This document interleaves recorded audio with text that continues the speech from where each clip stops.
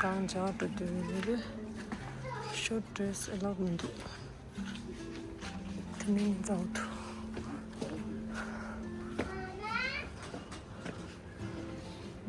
The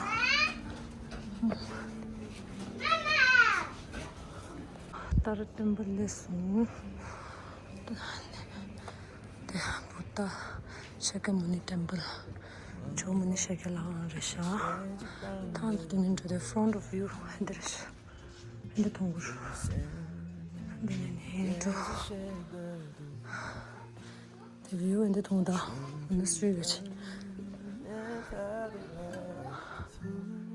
야도 공봐. 너 디세 두라. 아저씨 라 도만 니슈트라지. 데라 조 샤겸.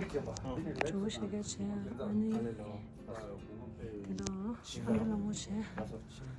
자도. 인긴전 내가 잠도. The staircase. 비니날레 공바도 디세라. 데레샤. 아무가 빅체시를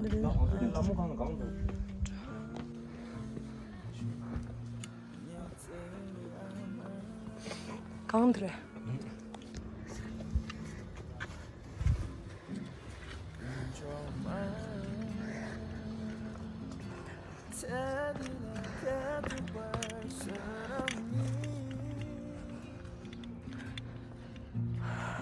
Della pandla mus. 제가 일어나서 나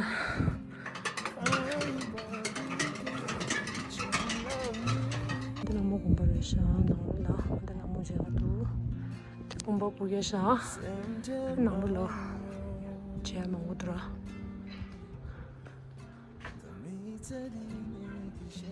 근데 처음에 피자로도 많이 걸어요 대초된다 뭐한테 도 공부하다 좋아 새로다 추다 비던다죠 युद्ध हुआ था पाकिस्तान के साथ जिस दौरान हमारे इंडियन आर्मी के 527 जवान इस देश के लिए शहीद हुए थे उन शहीदों के बारे में अभी आप लोगों में ब्रीफिंग करने जा रहा हूं आप लोग अच्छे से सम्मान के साथ सुन लेना कारगिल एंड सियाचिन गले में मैं आप सभी को हार्दिक स्वागत करता हूं मेरे पीछे इस कॉर्नर से लेकर लास्ट कॉर्नर तक जितना भी वॉल के जरिए आप लोगों को फोटोग्राफ देख रहे हैं कारगिल वॉर के बारे में हर एक चीज लिखा हुआ है आप लोग फोटो ले सकते हैं वीडियो बना सकते हैं मेरे बाएं उस शो केस के अंदर जितना भी वेपन पड़ा हुआ है वे सारा वेपन हमारा नहीं है पूरा पाकिस्तान का है कारगिल युद्ध के दौरान पाकिस्तान से कैप्चर हुआ वेपन से बाद में आप लोग फोटो ले सकते हैं मेरे सामने आप लोग के पीछे जो आप लोग पीछे देख सकते हैं नीचे जमीन से लेकर पहाड़ी के टॉप तक आप लोगों को बर्फ ही बर्फ नजर आएगा वो हमारा सियाचिन ग्लेशियर का इलाका दिखा रहा है ये पूरा जमीन पार करने के बाद फिर हम उस पहाड़ी के ऊपर पहुंचता है उसके लिए 2000 से पहले 30-40 दिन के बाद पहुंचता था नीचे से यही चेहरा लेके जाता था ऊपर पहुंचते पहुंचते पैदल पूरा छिलका निकल जाते थे पैरों में छाला निकल जाते थे तब जाके हम लोग ग्लेशियर पे पहुंचते थे बट अभी थोड़ा बहुत डेवलपमेंट हुआ है कुछ सामान आया हुआ है तो हमें 30 दिन के बजाय एक हफ्ते के अंदर पहुंचा देते हैं उसके बारे में मैं आप लोगों को बाद में ब्रीफिंग करूंगा फिलहाल आप लोगों का फोकस जो इस जमीन के ऊपर इसको बोलते हैं इंडियन आर्मी मेटेरियल मॉडल या सेन मॉडल इंडियन आर्मी तब बनाता है जब किसी ऑपरेशन को लॉन्च किया जाता है या उसके बाद किसी को डीप ब्रीफिंग देने जा रहा हूं जो कि मैं अभी आप लोगों को यहाँ पे डीप ब्रीफिंग देने जा रहा हूं कारगिल वॉर शुरू करने से पहले आप लोगों में से एक सर बोलेंगे भारत माता की बाकी सब बोलेंगे जय आप लोग तैयार है Yes sir आप लोग में जोश है Yes sir शुरू कीजिए भारत माता को जोर से भारत माता की जय भारत माता की जय भारत माता की जय भारत माता की जय थैंक यू सर आप लोग का जोश बहुत ऊंचा था आप लोग यहाँ पे कम से कम 50-60 लोग हैं इतने सारे लोग मिलकर जो भारत माता का अभी आवाज निकाला वो आवाज मैं यहाँ पे अकेला निकालता हूँ इस आवाज से यहाँ पे 2 कबूतर सो रहे हैं नींद से नहीं जागा भारत माता की जगह से वर्ड से जेब में हाथ डाल के नहीं बोला जाता हाथों को फोल्ड करके नहीं बोला जाता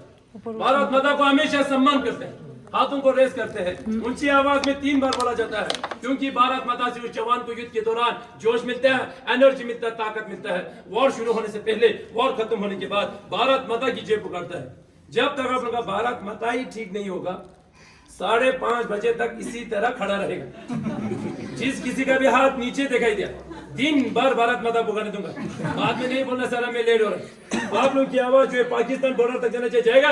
यस सर, ये आवाज बाहर भी नहीं जाएगा, जाएगा?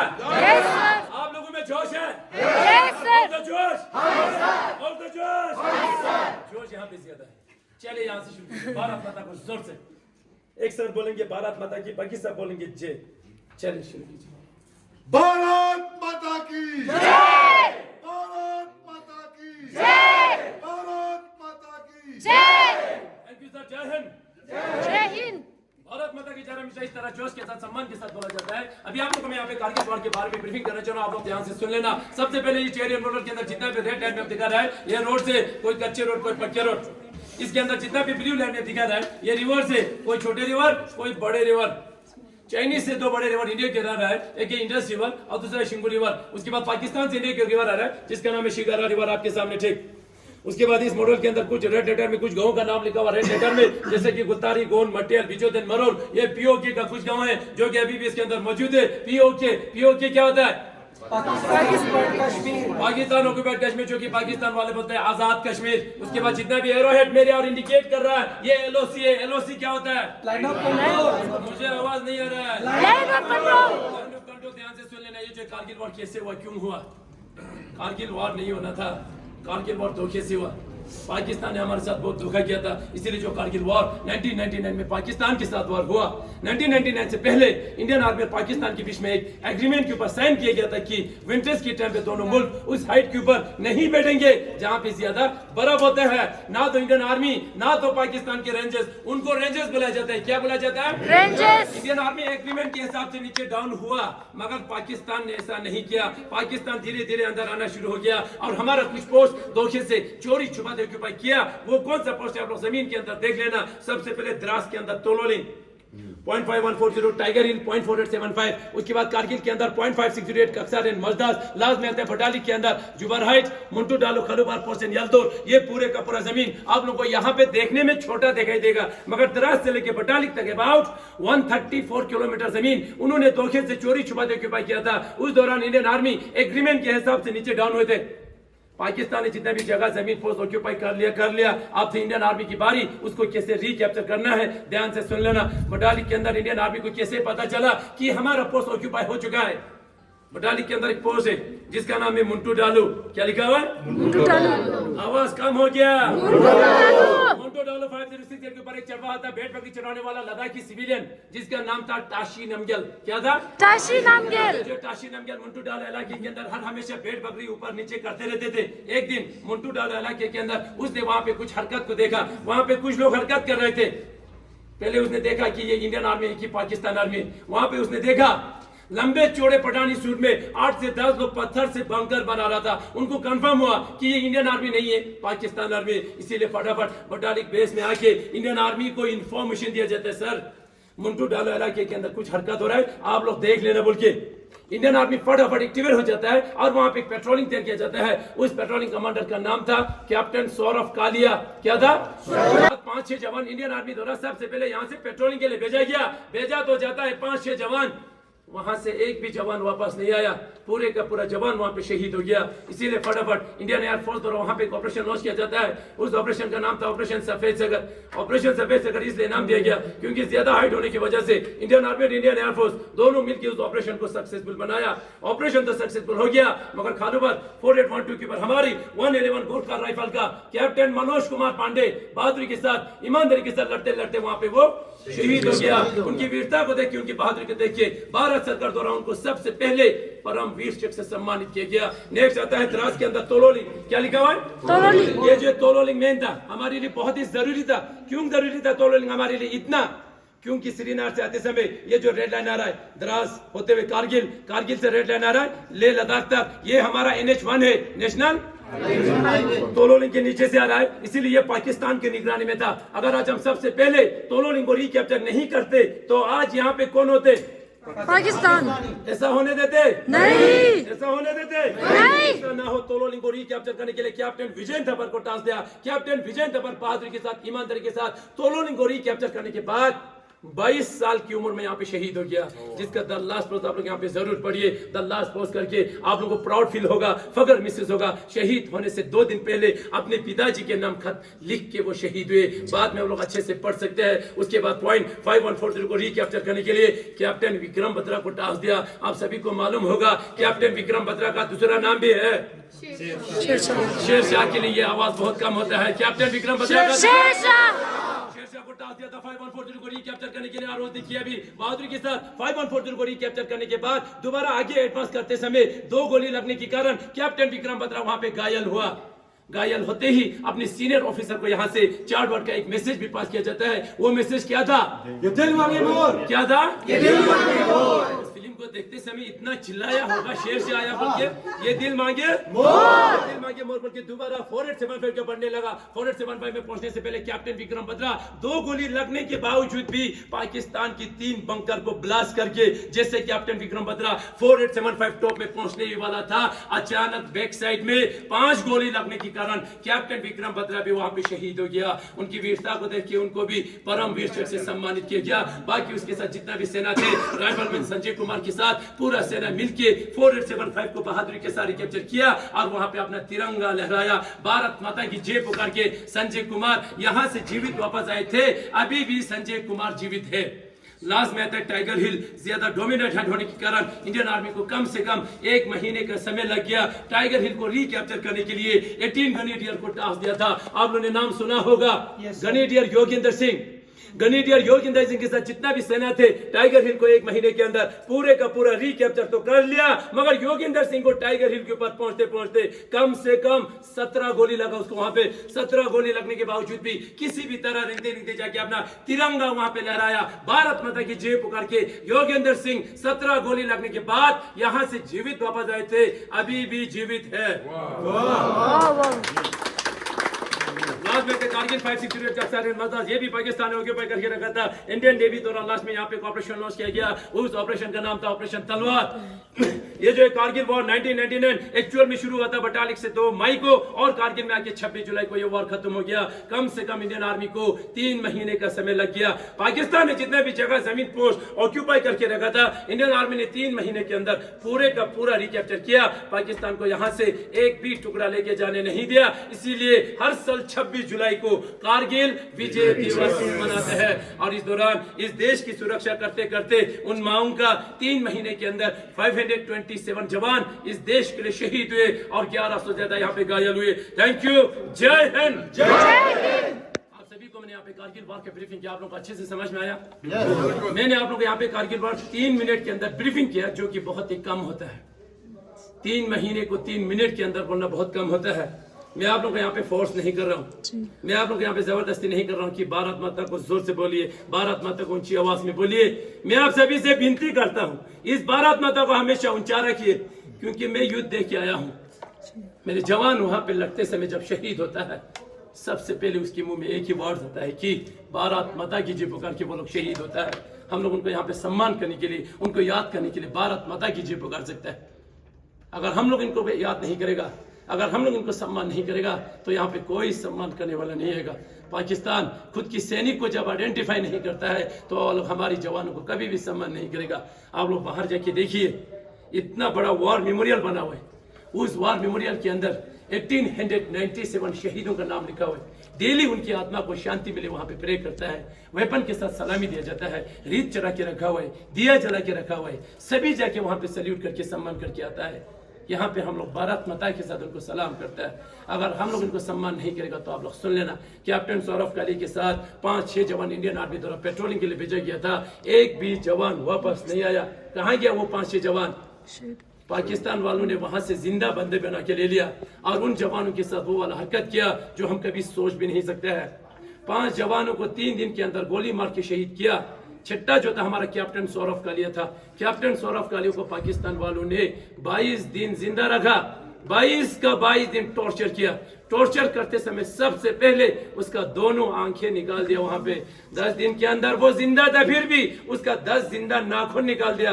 उसकी कान में इतना बड़ा रोड डाल करके उसकी बॉडी को 8 पीसेस बना के यहाँ पे भेजा जाता है। उन शहीदों का हम यहाँ पे सलाम करते हैं जो इस देश के लिए हमारे लिए शहीद हो जाता है। अभी अभी आप लोगों ने नाम सुना कैप्टन विजयन थापर, 22 साल की उम्र में शहीद हुआ था। कितना उम्र होते 22 साल, इतना ही छोटा। फर्स्ट पोस्टिंग कारगिल के अंदर युद्ध लड़ने के लिए उस बंदे को पता चला मैं इसी युद्ध के दौरान शहीद हो जाऊंगा, इसीलिए उसने अपने पापा के नाम 3 दिन पहले एक इमोशनल लेटर छोड़ के किया था। वो लेटर अभी भी हमारे पास है, बट वो जवान हमारे बीच में नहीं है। एक जवान शहीद होने से पहले क्या लिखी गया आप लोग अच्छे से सम्मान के साथ सुन लेना। डियरेस्ट पापा, ममा, बड़ी and grammy, by the time you get this letter I will be observing you all from the sky, enjoying the hospitality of apsaras. I have no regrets. In forgiving if I become a human again, I will join the army and fight for my nation. If you can, please come and see where the Indian army fight for your tomorrow. As far as this unit is concerned, the new job should be taught about this sacrifice. I hope my photo will be kept in the Alpha Community Mandir with Karni Mata के साथ उसका photo लगाने के लिए बता रहा है। Whatever organ can be should be taken done. उसके जितना भी organ जो था उसने पहले ही पूरा donate कर दिया। Contribute some money to orphanage and keep on giving 50 rupees to Roxana per month and meet Yogi Baba. Papa, you should feel proud. Mama, so should you meet उनकी गर्लफ्रेंड भी, उससे वो बहुत प्यार करते थे। आई लव हर बोल के उस लेटर के अंदर लिखा हुआ है। उसका नाम वहां से हटाया गया है। मम्मी को बता रहा है अब आखिरी बार जाके उनसे जरूर मिलना। लास्ट में उसने एक अच्छा सेंटेंस लिखा हुआ है, forgive me for everything wrong I did. अब वो 22 साल की उम्र में क्या गलती कर सकते हैं? 22 साल की उम्र में उसके जीवन स्टार्ट था। 22 साल की उम्र में इस देश के लिए शहीद हुए। उन वीर शहीदों को आप लोग यहाँ पे सलाम करने के लिए आता है। उन वीर शहीदों को हम यहाँ पे सम्मान करने के लिए आता है। आप लोग कहीं भी जाता है उनको सम्मान कीजिए, कहीं भी जाता है उनको रेस्पेक्ट कीजिए। कभी भी किसी भी आर्मी को किसी भी पैसों से जजिस मत करना। अगर जजिस करना है उनकी काम को देख के जजिस कीजिए। वो काम क्या करता है उससे पूछिए। वो ये काम करता है कि इस देश के लिए शहीद हो जाता है। आप लोग कहीं भी जाता है उनको हमेशा याद कीजिए। हम कतई ये नहीं बोलते कि वो मुंबई से शहीद हुआ, दिल्ली से शहीद हुआ, लेह से शहीद हुआ। हमेशा एक ही वर्ड यूज करता है, मेरा अपना भाई इस युद्ध के दौरान शहीद हुआ। क्यों बोलते हैं मेरा अपना भाई? क्योंकि युद्ध के दौरान मेरा अपना पापा मेरे साथ में नहीं होगा, मेरा अपना सगा भाई भी मेरे साथ नहीं होगा। अगर मेरे साथ कोई होता है तो यही लोग होते मुझे कांधा देने के लिए। इस चीज को कभी भी इग्नोर नहीं करना।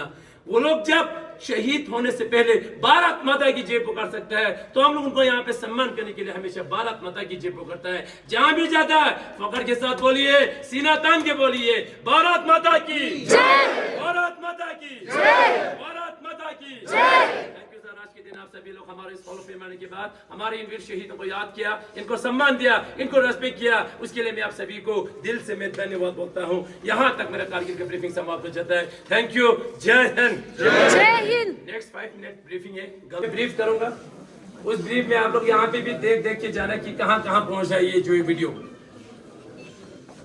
अभी आप सभी को मैंने यहाँ पे कारगिल वॉर का ब्रीफिंग किया, आप लोग अच्छे से समझ में आए। मेरा ब्रीफिंग करने का एक ही मकसद रहता है, सुबह से लेकर शाम तक मैं आप लोग को यहाँ पे 10 बातें जो है आप लोग के साथ शेयर करता हूँ। उसमें से 5 बातें जो है आप लोग दूसरे को बता सकते हैं, वो मेरे लिए बहुत मायने रखते हैं। यहाँ पे रखने से कोई फायदा नहीं होगा। जो कोई यहाँ पे आ सकते हैं उनको बताइए कि इस तरह आर्मी काम करते हैं। अफसोस होता है कि मुझे यहाँ पे 2-3-4 साल हुए हैं। जो भी वहाँ पे मिलता है यही बोलते हैं कि सर आप तो रिटायर्ड वाला है, आपके पास पैसा बहुत होता है, उस पैसों से तोलता है मुझे। कभी ये नहीं पूछा कि सर आपने काम क्या करके आए। पैसा आएगा चला जाएगा, बंदा चला गया जिंदगी भर के लिए वापस नहीं आएगा।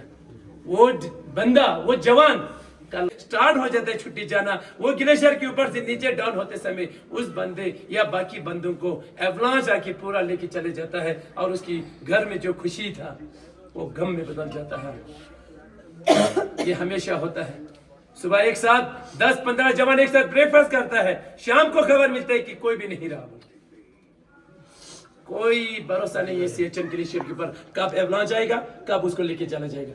ट्रेन के साथ उखाड़ के लेके जाता है, कहां दबा दिया वो भी पता नहीं चलता है। इतना अब देखिए 300-400 फीट नीचे कितना होगा ऊपर से नीचे तक। ग्लेशियर उस चीज को बोलते हैं जो कभी खत्म ना हो। जो खत्म होता है उसको हम ग्लेशियर नहीं बोलते हैं।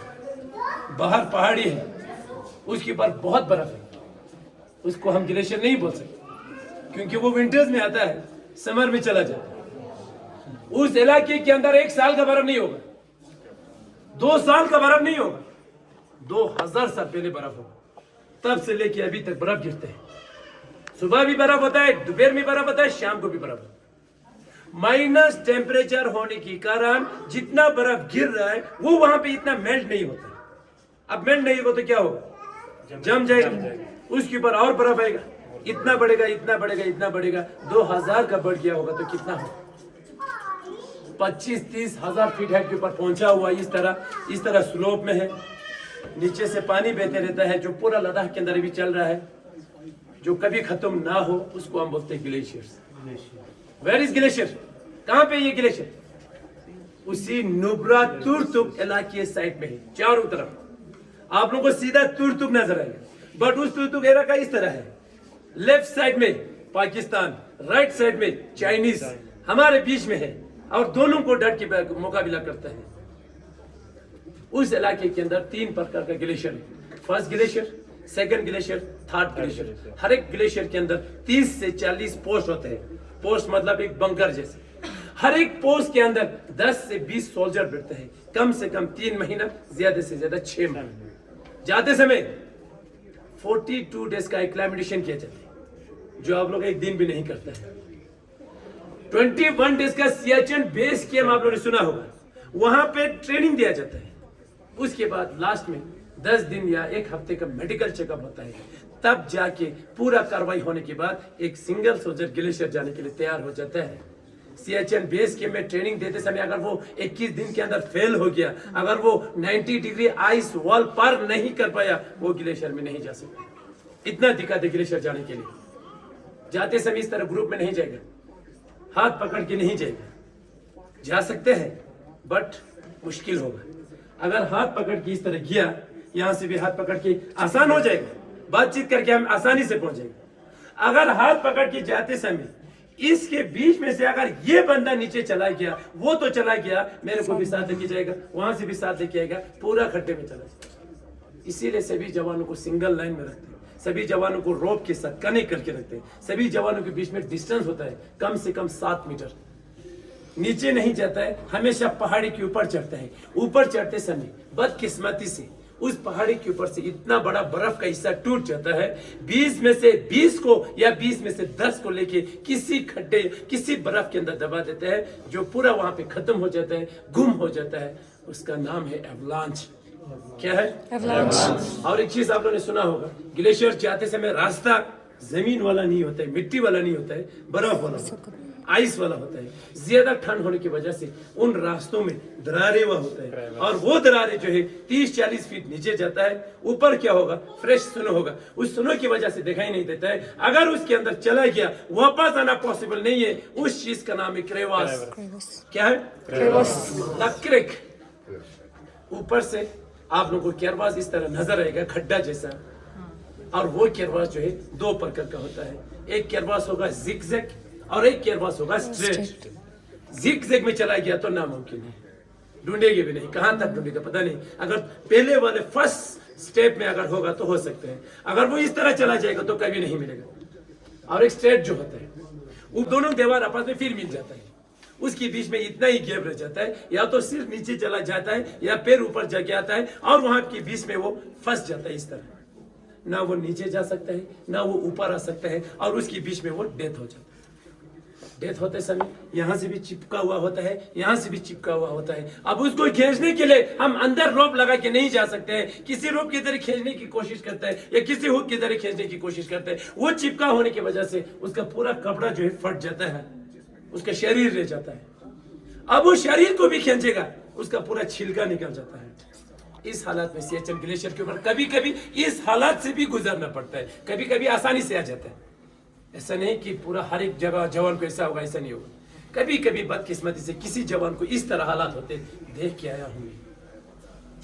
वहां पे बीमारी बहुत होता है, आप लोग सुन लेना और बीमारी याद रखना, खासकर ठंड इलाके के अंदर ये वाले बीमारी पाई जाती है। मैंने जो देखा एक जवान के, सबसे पहले जब मैं स्टार्टिंग में जो ग्लेशियर में गया था, उस वक्त वो बंदा इस तरह खरोच रहा था अपने पैर को, उंगली को। वहां पे मैंने बाद में पता किया कि उसको फ्रॉस्ट बाइट हो चुका था। किसी जवान की पैरों की उंगली के बाद या किसी के हाथों उंगली के बाद अगर फ्रॉस्ट बाइट होता है तो बाद में ज्यादा फैलने के कारण दोनों को काट दिया जाता है। वहां पे मेमोरी जो है कंप्लीट लॉस हो जाता है ठंड के कारण। वहां पे चेस्ट पेन होता है। अगर ज्यादा चेस्ट पेन हो गया बाद में कभी कभी हार्ट अटैक का भी शिकार हो सकता है। वहां पे हेपो जैसा बीमारी होता है, HAPO हेपो, high altitude pulmonary oedema, lungs में पानी भर जाता है। एक होता है हेको, HACO हेको, high altitude cerebral oedema, brain में पानी भर जाता है। इस हालात में हमारे सोल्जर्स देश की सुरक्षा के लिए 24 घंटे वहां पे तैनात है। ग्लेशियर जाते समय एक सिंगल सोल्जर का वेट जो होगा 40 kg वेट होगा और वो 40 kg वेट अपने बैग के अंदर उठाते हैं और उस बैग का नाम है रक्षक। क्या है? रक्षक। और एक जूता हमें दिया जाता है, ये वाला जूता नहीं होता है, उस जूते का नाम है स्कार्पा। क्या है? स्कार्पा का 2 लेयर होता है, एक आउटर एक इनर। आउटर अंदर बर्फ जने नहीं देता है, इनर हमारा पैर बहुत वार्म रखता है। दोनों जूता को उठा के अगर वजन करेगा 3 kg का जूता होता है, क्योंकि उसके नीचे जो है स्पाइक्स लगा होता है। आप लोग बोलते हैं स्पाइक्स, फौज में बोलते हैं क्रैम पॉइंट। क्या बोलता है? Cram point. वहां पे हमें 2 प्रकार का ड्रेस इशू किया जाता है जो 3 लेयर्स होता है। एक ड्रेस होता है सफेद और एक ड्रेस होता है ग्रीन। सफेद ड्रेस हमें क्यों दिया जाता है? पेट्रोलिंग के दौरान या वॉर के दौरान अगर वहां पे काला ड्रेस पहन के जाएगा दुश्मन हमें फट नजर आएगा, इसीलिए जिसको हम बोलते हैं कैमोफ्लेज। क्या बोलते हैं? कैमोफ्लेज। और ग्रीन ड्रेस 24 घंटा पहनने के लिए। और उसके बाद वहां पे मैंने आप लोगों को बताया आलीशान रूम नहीं होगा, वहां पे टेंट के अंदर जब सर्वाइव करता है वो टेंट भी आप लोग को यहाँ पे दिखाया क्या है। वहां पे मैंने अभी बताया आप लोगों को कुछ डेवलपमेंट हुआ। पहले हमारा 1 महीना पैदल चलना पड़ता था, अभी थोड़ा बहुत डेवलपमेंट हुआ। डेवलपमेंट का मतलब ये नहीं कि बर्फ खत्म हो गया, डेवलपमेंट का मतलब एक मशीन जैसा आया जिसको हम बोलते हैं स्नो स्कूटर। क्या बोलते हैं? वो स्नो स्कूटर का बातचीत कब हुआ था? 1984 में हुआ था। देखो गवर्नमेंट का जो आप लोग खुद अंदाजा लगा सकते हैं। 84 में जब ऑपरेशन, उस दौरान किसी आर्मी के सोल्जर्स ने वहां पे क्वेश्चन रेज किया, अगर इस तरह हमारे जवान अगर इस तरह चलते बर्फ के अंदर डूबते जाएगा, हमारा हर साल ग्लेशियर होगा, हर साल घूम जाएगा, इसीलिए कुछ ना कुछ होना चाहिए। 85 में उसने रेस किया था और उसका 85 में जब रेस हुआ था कब आया था? 2010 में, जो स्नो स्कूटर के नाम से जाना जाता है। तब तक हमारे बहुत सारे जवान उसके अंदर शहीद हुए। एवलांच लेके आया, कैरवास के अंदर चला गया और कोई डूब गया।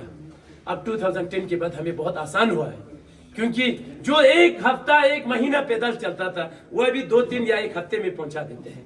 बट वो सिर्फ बर्फ के ऊपर चलेगा, ऊपर नहीं चढ़ेगा, पहाड़ी के नीचे वाले हिस्से तक छोड़ेगा। यहाँ से ऊपर हमें 2, 3, 4, 5 पता नहीं 100 मीटर का रोप को फिक्स करके ऊपर चढ़ना पड़ता है। इन्हीं जवानों को याद करने के लिए हमारे सोल्जर्स आप लोग यहाँ पे आते हैं, उनको सम्मान करते हैं। हमारे सोल्जर्स चाहे -100 डिग्री क्यों ना हो, चाहे 30,000 फीट क्यों ना हो, देश की सुरक्षा के लिए 24 घंटा तैनात था, तैनात है और हमेशा तैनात रहेगा। Because nation is always first. देश से बढ़ के कुछ भी नहीं है, तो इसीलिए हमारे सोल्जर्स वहां पे है। इन्हीं जवानों को याद करने के लिए शाम को आप सभी को लाइट एंड साउंड शो दिखाते हैं। लाइट एंड साउंड शो का मतलब एक हिंदी फिल्म नहीं है, लाइट पूरा ग्राउंड लाइटिंग में होगा। शो 48 से लेके 2020 तक जितना भी वार हुआ था वो पूरा वार आप लोगों को बड़े स्क्रीन के ऊपर यहाँ पे दिखाया जाता है। रात को 8 बजे शुरू हो जाता है, 8:40 तक खत्म हो जाता है। जिस किसी को भी शो देखने के लिए आना है तो आप लोग 15 मिनट पहले आ जाना, क्योंकि यहाँ पे बहुत भीड़ हो जाएगी। सुबह से लेके शाम तक जितने भी लोग आते हैं वो पूरा वापस आ जाता है, उस वक्त पूरा भीड़ हो जाता है। इसीलिए 10-15 मिनट पहले आने से आप लोग को सीटिंग अरेंजमेंट ठीक होगा, या आप लोग बीच में रहेगा तो देखने में बहुत अच्छा लगेगा। जिसको नहीं आना है उसमें वो कोई नहीं है, लास्ट में भी आ सकता है। अगर टिकट लेके भी जाएगा 7 डेज तक वैलिड होता है, जो आप लोग कभी भी आ सकते हैं। ये था आप लोगों को हॉल ऑफ फेम का ब्रीफिंग, ये था आप लोगों को कारगिल लद्दाख सियाचिन ग्लेशियर के बारे में ब्रीफिंग। यहाँ तक कंप्लीट ब्रीफिंग समाप्त हो जाता है। इस गैलरी के अंदर वेपन है, उस गैलरी के अंदर भी वेपन है। आप लोग उस वेपन का भी फोटो लीजिए। इस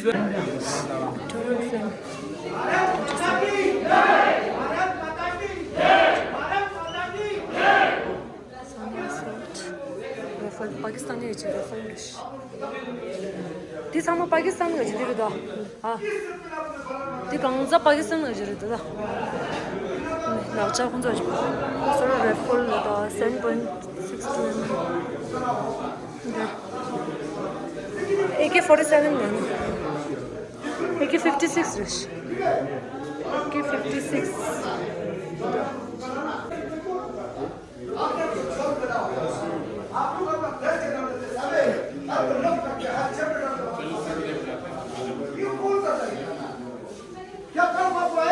AK-56 के बारे में मालूम नहीं मेरे बाप को। दूसरा इसके अंदर गिनेगा तो कितना में हो सकता है कम से कम 30-40 आदमी है 50 आदमी मान लो उस समय मैं जरूर देखूंगा और किसी ने आदमी उठेगा तो मैं उसी को बार-बार बता के जब पकड़ना दूंगा मैं सब कहीं भी जाओ अपना देश के नाम से शामिल Army Aviation Squad